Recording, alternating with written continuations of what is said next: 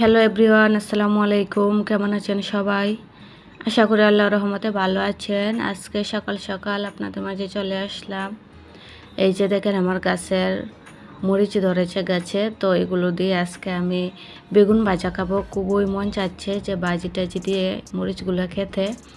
আর গাছের সবজি তো ওটাতেই মন চাচ্ছে না আমার, কিন্তু না উঠেও তো রক্ষা নেই, কারণ এগুলো কিছুদিন পরে বাড়তি হয়ে যাবে। তারপর এই যে দেখে নিয়ে আসলাম দুইটি, আর অনেকগুলোই ছিল গাছে। আর নিজের ফলানো ফসল দেখতেও ভালো লাগে, খেতেও দুর্দান্ত টেস্টি হয়। আর এই তো আমি খুব হুটহাট তাড়াহুড়া করে দুইটা বেগুন ভেজে নিলাম। তারপরে এই যে কাঁচামরিচ নিয়ে নিলাম। আর এত কিউট একটা গন্ধ, খুবই স্মেলটা ভালো ছিল, খুবই টেস্টি ছিল। আর আমার মেয়ে তো বলতেছে যে আম্মু আমি যদি জাল খেতে পারতাম তাহলে আমি এখনই খেয়ে নিতাম। ওর কাছে ওনাকে স্মেলটা অনেক ভালো লেগেছিল। তারপর খাওয়া দাওয়ার পরে এই যে মেয়ের মাথার ব্যানগুলো একটু নোংরা হয়ে গিয়েছিল, তো এগুলো আমি পরিষ্কার করে দিয়েছি। আপনারাও চাইলে এগুলো সবগুলো একসঙ্গে পরিষ্কার করে দিতে পারেন। সুন্দর করে একটু শ্যাম্পু দিয়ে আপনারা ওয়াশ করে শুকিয়ে আবার এগুলো ব্যবহার করতে পারেন। তো আমি কি করি, একটা বক্সে সবগুলো রেখে দিই। তো মেয়ে স্কুলে যাওয়ার সময় জুটি করে দিই, তারপরে আবার এই বক্সেই এনে রেখে দিই। এতে কি হয় যে এক একটা হারিয়ে যাওয়ার সম্ভাবনা খুব কম থাকে, আর খুবই কম সময়ে আমাদের এগুলো হারায়। আর এই যে খুব যত্ন সহকারে আমি এগুলো দ্রুত করে দিয়েছি। তারপর রুদ্রে শুকিয়ে আবার বক্সে ভরে রাখবো, তাহলে আর এগুলা হারানোর কোনো সম্ভাবনা নেই। আর আমার মেয়েও আল্লাহর তাআলার রহমতে অনেক শান্তশিষ্ট, সেও খুবই যত্ন সহকারে তার জিনিসপত্র রাখে। এই তো। আর আমার ভিডিওগুলো যদি আপনাদের মাঝে ভালো লেগে থাকে তাহলে প্লিজ আমার চ্যানেলটি সাবস্ক্রাইব করে আমার পাশেই থাকবেন। আর এদিক দিয়ে দেখেন এই যে পাখির কিচিরমিচির শব্দে আমার খুবই ভালো লাগতেছিল। একদম আমার গাছের মধ্যে আইসা পাখি বাসা বেঁধেছে। আর এখানে রুদ্রের ছায়াও আসে বারান্দায়, তো খুবই ভালো লাগে। সকাল সকাল একটু রুদ্র পাওয়া যায়। তো তারপরে চলে আসলাম এর স্কুলে। আর স্কুলে এসে দেখি যে ফাইনাল খেলা হবে, বা বাৎসরিক যে খেলাটা হয় সেটা এখনও হয় নাই ওদের স্কুলে। আর এই তো ওদের স্কুলে প্র্যাকটিস করাচ্ছে। আর আমার ছেলেকে যে ওর একটা ভাইয়া বেলুন দিচ্ছে, কিন্তু আমার ছেলে তো বেলুন নিবে কিন্তু ওর কুলে যাবে না, বলতেছে যাস আমার কুলে, কিন্তু না, সে তো ওর কুলে যাবে না, কিন্তু বেলুনটি খেয়ে নিবে। আর এই তো এই যে দেখেন বিস্কিট খেলা শুরু হয়ে গিয়েছে। আর আমার মেয়ে তো এই যে আমার মেয়ে তো ও খুবই চেষ্টা করতেছে, আশাবাদী সে যে ফাইনালে সে বিস্কিট খেলায় জয়ী হবে।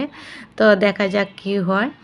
আর বেশ কিছুদিনই হবে প্র্যাকটিস খেলা, তারপরে ফাইনাল খেলা হবে। আর অবশ্যই সেটা আপনাদের মাঝে আমি শেয়ার করব। এই যে দেখেন আমার মেয়ে পুট করে এই দৌড় দিয়ে চলে গেছে ও। এই তো।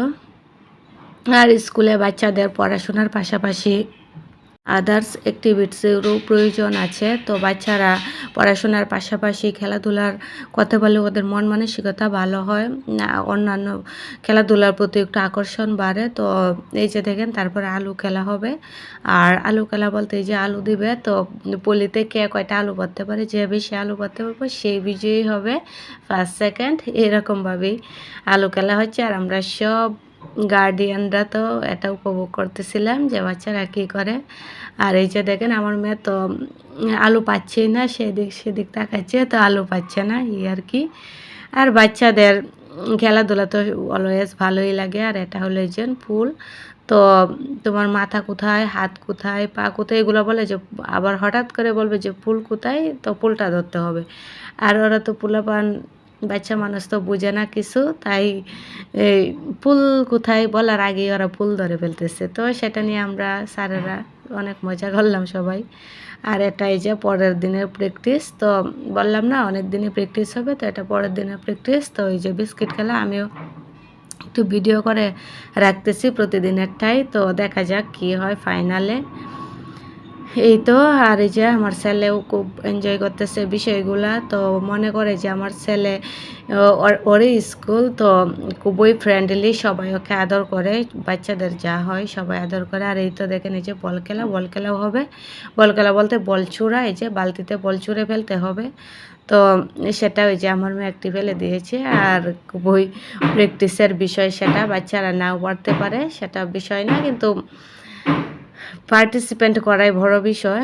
তারপরে বাসায় চলে আসলাম। আর আসার পরেই যে এসি সার্ভিসিংয়ের ভাইয়াদেরকে কল দিয়েছিল আপনাদের ভাইয়া, তো এই যে ওনারা চলে আসছে এসি সার্ভিসিং করার জন্য। আর এই দিক দিয়ে এই যে দেখেন এসির আউটডোরে একদম পাখি বাসা বেঁধে ঘর বানিয়ে ফেলেছে। তো ওদেরই বাসা মনে করতেছে ওরা। আর প্রচণ্ড রকমের ভয় পেয়েছিলাম আমরা যে এসি সার্প হঠাৎ করে আর বাচ্চা দিয়েছিল, এটার ভিতরে কি এগুলা কি মারাই যায় কিনা, সেই জন্য আমরা এসি এতদিন ছাড়া হয় নাই। তো শীতকালও চলে যাচ্ছে, হালকা হালকা গরমও পড়তেছে, সেই জন্য এগুলা করা। তো বলতেছে যে গরম আসার আগে সার্ভিসিংটা করে রাখি। আর পাখিগুলো যেহেতু বাচ্চা ফুটিয়েছে, ওরাও এখন যাওয়ার সময় হয়ে গিয়েছে। তো এই আর দেখলেন না একজন পাখির বাসাটা, আমারও খুবই কষ্ট হচ্ছিল পাখির বাসাটাকে নামানোর জন্য। তো ভাইয়েরা বলতে সেটা না নামিয়ে রাখলে তো এটা পরিষ্কার করা যাবে না, তাই এটা নামিয়ে দিয়েছে। আর এদিক দিয়ে আমার রুমের লন্ডভন্ড অবস্থা। তো এই যে দেখেন আমার খাস কতটুকু বেড়েছে, অবশ্যই আপনারা দেখে বুঝতে পারবেন। প্রচণ্ড রকমের আমার খাস বেড়ে গিয়েছে, একদম সব কিছুই অগুছালো করে দিয়েছে। আর বারান্দা তো বলতে গেলে একদম এই যে দেখেন বৃষ্টির মতো করে দিয়েছে। এই যে আউটডোরে একদম মেশিন দিয়ে পানি দিয়েছে, তো সব কিছু একদম ভিজে গিয়েছে। আমার আজকে সারাদিনই হয়তো লেগে যাবে এটা কাজ করতে করতে। এই যে দেখেন খুবই বাজে অবস্থা হয়ে গিয়েছে বারান্দার। তাই তো আমার তারপর এগুলো পরিষ্কার করা, ঝাড়মুছ করা, এগুলো করতে করতেই আমার বেলা গেল। আর মেয়েকে বললাম যে তোমার ছোটো ভাইকে একটু দেখে শুনে রাখো। তো মেয়ে ওর ভাইকে নিয়ে একটু একটু খেলাধুলা করতেছে, আর আমি এই দিক দিয়ে এই যে এগুলো করতেছি। এই এসি সার্ভিসিং করানো একটা ঝামেলার কাজ মনে হয়, যখনই মনে হয় যে এসি সার্ভিসিং করা হবে তো আমার খুবই বিরক্ত লাগে বিষয়টা, কিন্তু না করেও তো উপায় নেই। আর আমাদের দেশে যে পূরণ হয়, তো এই যে অনেকেই সার্ভিসিং করায় না, বছরের পর বছর যায় এরকমভাবেই, কিন্তু প্রচণ্ড রকমের ময়লা জমে কিন্তু ভিতরে, কিন্তু সেটা অনেকেই খেয়াল করে না। কিন্তু সাবধানতা অবলম্বন করা তো দরকার, প্রয়োজন, সবার জীবনের প্রতি মায়া রাখতে হবে। সেই জন্য আমরা রিস্ক না নিয়ে এটাকে সার্ভিসিং করিয়ে রাখি। আর এই যে দেখেন বারান্দায় আমি পানি দিচ্ছি, তো পানি দিয়ে কোনো কাজ হচ্ছে না, এগুলো মনে হচ্ছে যে আমার ঝাড়ু দিয়ে আবার ঝাড়ু দিতে হবে। তো আচ্ছা দেখা যাক কেমনে পরিষ্কার করি, আপনারা ফাইনাল লুকটা দেখতে পাবেন কিছুক্ষণ। দেখেন তো আমি ফাইনাল লুক নিয়ে আসলাম বারান্দার। তো অনেক পরিশ্রম হয়েছে। আর মেয়ে বলতেছে যে আম্মু তুমি একটু ভাইয়াকে নাও, বলতেছে যে কাজ রেখে আমি কীভাবে নেব, সেটাই নিয়ে আমি মেয়ের সঙ্গে কথা বলতেছিলাম।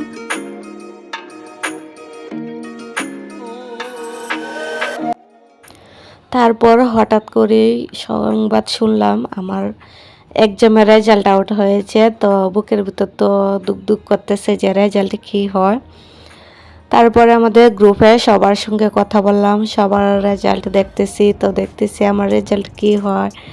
তো আল্লাহর কাছে দোয়া চাচ্ছি, আল্লাহ কী করে সেটা নিয়েই একটু টেনশনে ছিলাম। তারপরে ফাইনালি রেজাল্ট পেয়ে গেলাম। তো আল্লাহ তাআলার রহমতে ভালোই হয়েছে রেজাল্ট। আর সেই খুশিতে আপনাদের ভাই এই যে দেখেন মিষ্টি নিয়ে আসছে, তারপরে বার্গার নিয়ে আসছিল, বিরিয়ানি নিয়ে আসছে। বলতেছে যে আজকে আর কিছু করতে হবে না বাসায় রান্না টান্না, তো মিষ্টি বিরিয়ানি এগুলো দিয়েই আজকে আমাদের ভোজনটা হলো। এই তো তো খুবই খুশি ছিলাম, আমার চেয়ে আপনাদের ভাইয়া অনেক খুশি ছিল আমার রেজাল্ট পেয়ে। আর এদিক দিয়ে এই যে দেখেন রাত্রে নাকি আমাদের বিল্ডিংয়ে চোর আসছিল জুতা চুরি করতে, সেটাই আমি একটু ভিডিও ক্যাপচার করে নিলাম। এই যে দেখেন 3 তলায় ওই যে ছায়াটা দেখতে পাচ্ছেন ছবিটা, ওইটাই নাকি চোর, আবার হাতে নাতেই ধরেছে। সে তো অস্বীকার যাচ্ছে, বলতেছে যে না আমি এমন কিছু করি নাই। তো আর ওই আমরা চোর দেখি। আর আপনাদের কাছ থেকে বিদায় নিয়ে নিই আজকের মতো। আল্লাহ হাফেজ, আসসালামু আলাইকুম, ভালো থাকেন সবাই, সুস্থ থাকেন।